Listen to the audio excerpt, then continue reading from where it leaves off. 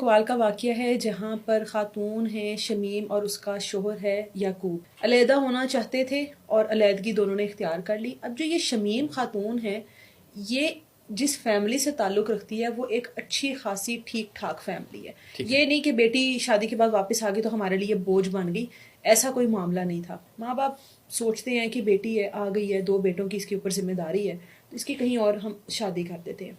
अब जो इसका एक बेटा उबैद है वो गुर्दों की मर्ज में मुब्तला है और वो उसी मर्ज के साथ लड़ते लड़ते इस दुनिया से चला गया। ठीक है।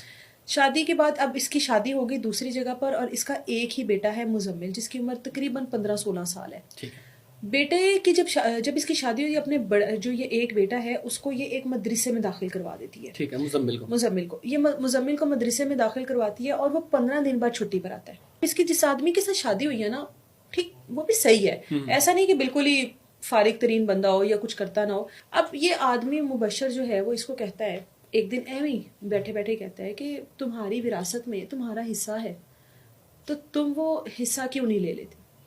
अब वो कहती है बिल्कुल मेरा हिस्सा है, इसमें तो कोई शक नहीं और मुझे मिलेगा भी, क्योंकि मैंने बताया ये बहुत अच्छी तगड़ी फैमिली से इसका ताल्लुक है और इसका अच्छा खासा हिस्सा है। वो कहता है तुम ऐसा करो, तुम अभी जल्द से जल्द अपने घर वालों से अपना हिस्सा मांगो, अपना हिस्सा लो और हिस्सा लेने के बाद वो मेरे नाम कर दो। ठीक है।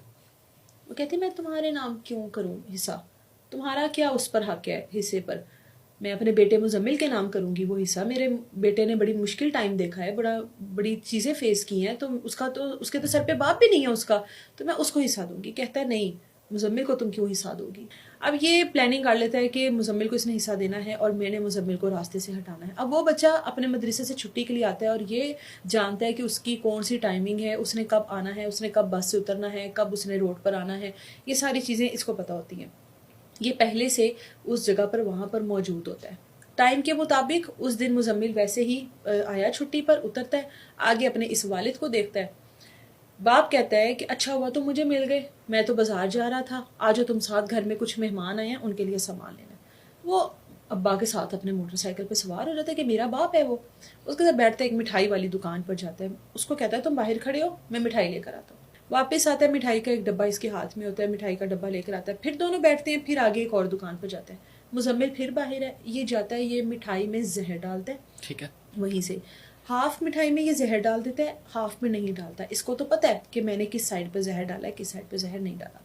1-2 दुकानें फिर के ये वापस आ गया। मुजम्मिल को कहता है घर में तो